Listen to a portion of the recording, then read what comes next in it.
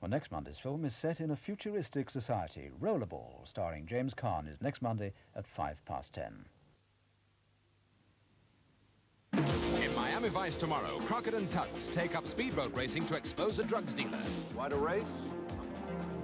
That is why you're here, isn't it? I'm here for a lot of reasons, Mr. McCarthy. My hunch was that McCarthy built in some extra compartments.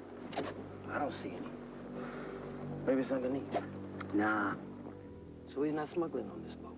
Let's get the hell out of here. Hey, you getting anxious to see Vanessa? What's that supposed to mean? Don't go getting involved. Miami Vice tomorrow at 9:25 on BBC1.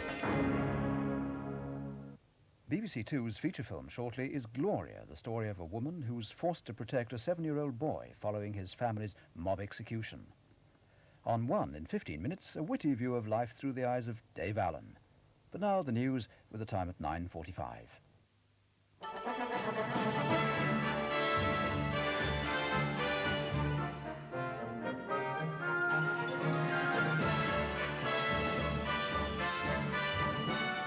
Mrs. Thatcher says no to Mr. Gorbachev's plans for a missile freeze. 20,000 defy driving rain to protest at Molesworth.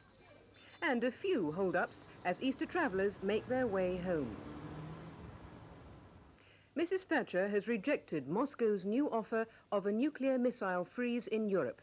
It's the first public reaction from a Western leader to Mr. Gorbachev's proposal yesterday to stop deploying new missiles targeted on Western Europe for 6 months. She said it would leave the Russians with enormous superiority. The Prime Minister was speaking at a news conference in Singapore. From there, Brian Hanrahan. Monday means Singapore, and with less than 24 hours here, Mrs. Thatcher wanted to talk to Lee Kuan Yew. The Commonwealth elder statesman and the longest-serving leader of the Western Alliance had no problems to solve. Instead, they talked widely of world affairs. Afterwards, Mrs. Thatcher said Mr. Gorbachev's missile freeze changed nothing. The freeze which he has proposed would, of course, freeze in an enormous superiority of Soviet weapons in the intermediate nuclear range. The consequences, therefore, of such a freeze would not be balance, which is what we seek, but enormous Soviet superiority. That, of course, would be unacceptable. In the evening, Mrs. Thatcher was entertained to dinner at the presidential palace. She's often said how much she admired the outstanding growth Mr. Lee has produced for Singapore with his blend of free enterprise economics and strong social control. But tonight it was Mr. Lee's chance to pour praise on what he called Mrs. Thatcher's firm government. And there was no sterner test of your resolve than 1 year of violence and intimidation from the striking coal miners which ended only recently. A lesser Prime Minister would have been softened by the insidious pleas for reasonableness and compromise in the face of organized hooliganism and blackmail. The Labour leader, Neil Kinnock, has criticised Mrs. Thatcher's reaction and that of the United States to the Russian missile freeze. He said the American response was one of knee-jerk distrust and added that it was pathetic that Mrs. Thatcher had just trailed along behind the White House. The West's hostile response to the freeze has upset and angered the Russians. The official Soviet news agency accused the Americans of following an irresponsible and dangerous policy. And as for Washington's argument that the Russians already have more nuclear missiles than the United States, the news agency rejects that as a gross lie. Tim Sebastian reports from Moscow. 4 weeks in power and the new Soviet leadership was out grabbing headlines. An apparently old proposal on missiles had been reworked and updated, but seemed no more attractive to the West. A U.S. congressional delegation had arrived last night in time to receive the offer firsthand. No euphoria about it, but some attempt at optimism. We would like to see the United States and the Soviet Union, in spite of their different systems, not only avoid war, but work together for a safer and more prosperous world. The congressmen held talks at the Soviet State Parliament today. Their visit reflects the rising level of superpower dialogue despite continuing rhetoric. Moscow today chided the U.S. for rejecting its gesture and But the Kremlin is signaling a desire to talk, and after months of deadlock, with little talk and few gestures, that is considered here a positive sign. CND's big Easter demonstration at the Molesworth Air Force Base in Cambridgeshire attracted more than 20,000 supporters, according to the latest police estimate. Earlier, the police had said only 11,000 were there. The organisers were delighted with the turnout and, unusually, didn't disagree much with the police figures. Despite appalling weather, the base was all but engulfed by peace campaigners protesting against plans to install American cruise missiles there. Most were well behaved, but 74 people were arrested, most for obstruction, some for assault. By coach, car and on foot, CND supporters flocked to Molesworth in their thousands. By early afternoon, they thronged the main approaches to the RAF camp, and by using public paths and bridleways, had almost encircled the base. And when the time came, it was the ringing of bells and the cries of women protesters that sounded the finale to the demonstration.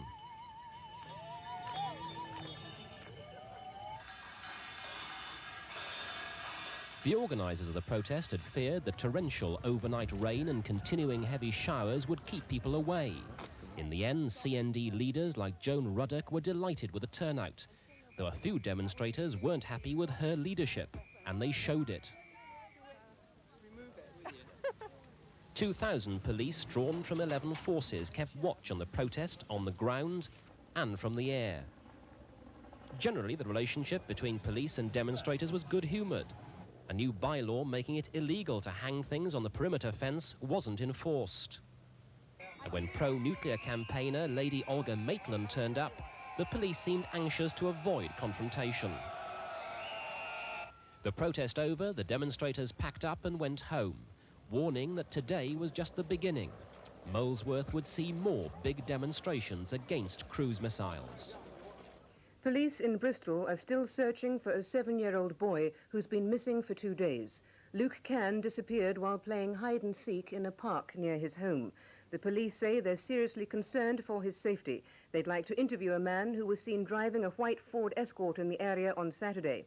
And in Nottingham, a murder hunt has been started after the body of 10-year-old Wayne Keaton was found a mile from his home. He'd been strangled and assaulted before being left in a river. Wayne's body was found in a tunnel in the River Lean at Bestwood, fully clothed apart from a shoe discovered at the weekend. As the search for more evidence continued today, a Home Office pathologist revealed there were signs that something had been tied round the boy's neck. A mile or so away, on the estate where he lived, the police have set up a mobile incident room. It's in a road close to Wayne's home, where witnesses reported seeing him talking to a slim, small teenager called Adi. So far, Adi's not been traced, despite a number of appeals from detectives. We've certainly eliminated a number of boys in the area, certainly boys by the name of Adrian, but we have not identified that boy that we want to speak to. Wayne's parents haven't been answering the door to reporters. Friends say they're still coming to terms with his murder. Trade union leaders in Sudan have called off the general strike that led to the military takeover. This followed a broadcast by the country's new ruler, General Suarez Dahab, warning workers they'd be guilty of high treason if the strike goes on. But today there were new demonstrations outside army headquarters calling on the general to hand over power to civilian politicians. Communications with Khartoum were restored today. We received the first pictures of Saturday's coup in this report from Mike Waldridge. Within minutes of the announcement that the army were taking over, euphoric crowds gathered in front of the presidential palace to denounce Mr. Numeri and exchange clenched fist salutes with the now smiling riot police. Shortly afterwards, the whole of central Khartoum was thronged with people celebrating the fact that they'd forced the army to act against a leader who had become universally unpopular. Not simply over the IMF-inspired price rises, which were a catalyst for the civil disobedience campaign, but because he was seen as having allowed the economy virtually to collapse, while he presided over a feared security apparatus. When the crowd surrounded a security headquarters, there was firing from inside the building, and 2 people in the crowd are reported to have been shot. The army moved in, and the security men were taken away in trucks, the first of several reported confrontations with security since the coup. Now, with news of the day's relegation and promotion battles, as well as a rare English racing victory in Ireland, here's Michael Blakey. With none of the clubs in contention for the Championship playing today, the fight against relegation provided the main interest in the First Division. Terry Butcher scored the first goal for Ipswich as they beat Norwich 2-0 at Carrow Road. So Ipswich move out of the bottom three, and so do Luton, after 2 goals by Mick Harford helped them to a 4-0 win at Stoke. Jack Charlton took Newcastle to Roker Park for the North-Eastern derby against Sunderland, a famous club fighting to stay in the First Division. A report from Steve Sutton and Sunderland in the stripes. This derby had more significance than most for both clubs. Needing the points desperately, neither side could afford to lose. And in the end, they simply cancelled each other out. 20 minutes into the game, Clive Walker scored for Sunderland, only to see it disallowed for offside. Newcastle's most dangerous player, Tony Cunningham, should have made more of this Beardsley corner, but Chris Turner produced one of a number of good saves. On the hour, Sunderland's Gordon Chisholm had perhaps the game's best chance. 10 minutes later, Turner again needed all his agility as George Riley and Cunningham met a dangerous cross. But the game stayed goalless and Sunderland's relegation worries are mounting. So despite taking a point, Sunderland are now third from bottom. West Ham are still in trouble after losing to Queen's Park Rangers. Coventry didn't play today. Oxford United's Jeremy Charles scored the only goal of the game against Middlesbrough. It gave Oxford a 2-point lead at the top of the second division. And 2 goals from Neil Webb for Portsmouth in their 3-1 win at Fulham took them into second place. Manchester City have dropped to third. They were beaten at home 2-1 by Leeds United, and now they've gone 5 games without a win. Birmingham and Brighton both won, while Blackburn drew. And at long last, something for manager Tommy Docherty to smile about. Wolves beat Carlisle 1-0, their first win in 21 matches. The Barbarians went down to the second defeat of their traditional Easter tour of Wales. They lost to Swansea after holding a commanding lead at half-time. Peter Walker reports. It was Swansea in the all-white who scored first. Malcolm Dacey provides the initial thrust, carried on by Arthur Emir. The Barbarian defence eventually hauled down prop forward Stuart Evans, but Mike Ruddock was in support to cross for the game's opening try. The Barbarians, who'd been badly beaten by Cardiff on Saturday, came back strongly. A typical three-quarter movement involving England centre Dick Cardis enabled him to put wing Mike Harrison over in the corner. That converted try put the Barbarians in front for the first time in the match, and the Easter Monday crowd at St Helens had thoroughly enjoyed what they'd seen so far. Swansea surged ahead through a fine second-half try by wing Arthur Emir, who may win his first cap against England on the 20th of this month. And to round off an entertaining game, outside half Malcolm Dacey dropped a neat goal. 21-17 to Swansea, the final score. Johnny Frankham, the most successful national hunt jockey in history, is to retire on Thursday. Today he won the first 3 races at Huntingdon to reach 100 winners for the 5th successive season, the only jockey to have done so. Altogether, he has now ridden 1,137 winners and has been champion jockey 6 times. Another jockey, Graham Bradley, had his moment of history too. In his first race in Ireland, he rode Rhyme and Reason to victory in the Irish Grand National. It was the first win by an English horse in the race for 57 years. And it's Rhyme and Reason who's in front. Seskin Bridge is second. Future Prosperity is third as they head now to the final fence. And it's Rhyme and Reason. And over on the far side, Seskin Bridge. Rhyme and Reason is up and over. Seskin Bridge is up and over. And Future Prosperity is next. And as they race down to the finish now, Graham Bradley is out there in front. He's making history. Not since Don Pancho in 1928. Rhyme and Reason has justified favouritism. He's justified coming to Fairy House. The English horses won. Seskin Bridge is second. Column is third. And after that comes Future Prosperity. The Easter work to rule by customs officers has caused few delays for people returning from holiday. At airports, the flow through customs was about normal. And it was the same story for cross-channel ferry passengers coming into Dover. Fewer holidaymakers than expected came back today, and the Harbour Board say customs officers gave the go-slow only limited support. But the union disputes this and claims it will have more effect later in the week.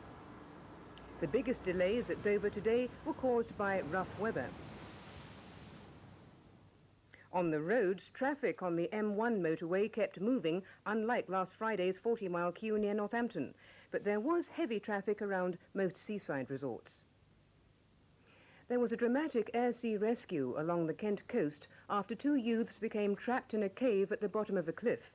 They'd been out in a small boat off Ramsgate Harbour when they were swept into the cave by rough seas. An RAF helicopter from Manston was called and a winchman lowered to them.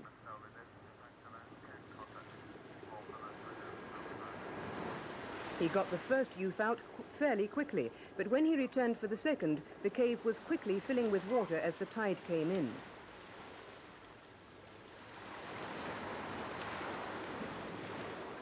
The second youth was eventually winched to safety, and the 2 boys who were badly shaken by the experience were taken to hospital. And that's all from the newsroom. From Michael and me, good night.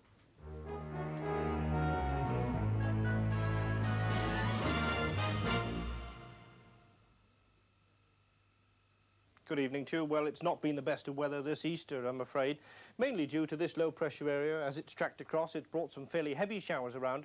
In fact, in Northamptonshire today, they've had over an inch of rain. Admittedly, that was in a thunderstorm, but nonetheless, it's, as I say, it's not been terribly pleasant, and there's some rather more persistent rain up in eastern parts of Scotland now. But let's have a look and see how they fared on the continent, and this was the situation at 3 o'clock this afternoon. And one glance up in Scandinavia, you can see it is pretty cold up there. Temperatures around about freezing with some snow around there. Now, down through central parts of Europe, weather very similar to us. In other words, some sunshine, but some fairly hefty showers around and temperatures around about what you would expect at this time of the year. But by the time we get down into the Mediterranean, quite warm with some sunshine there, temperatures 21, 22 degrees Celsius. That's around a 70 degrees Fahrenheit mark.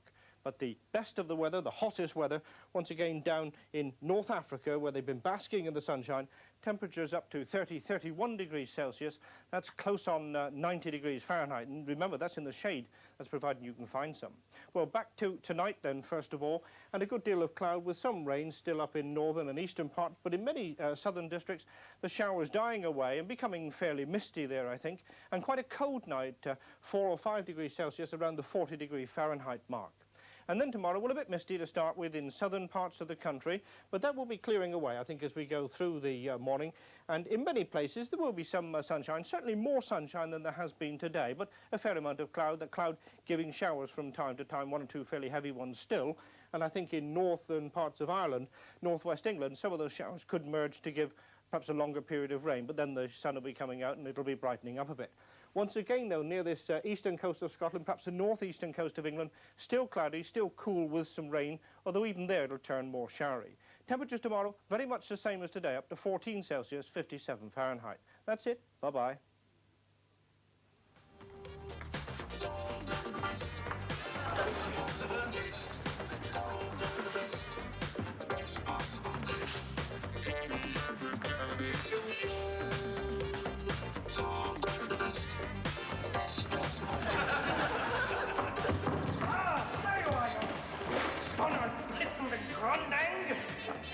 Right.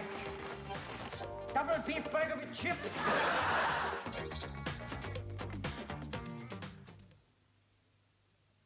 The 39 Steps, a classic adventure by John Buchan, received the Hitchcock treatment in 1935, and as one of the all-time great movies, it's on BBC1 in 50 minutes. Before that, we meet Dave Allen.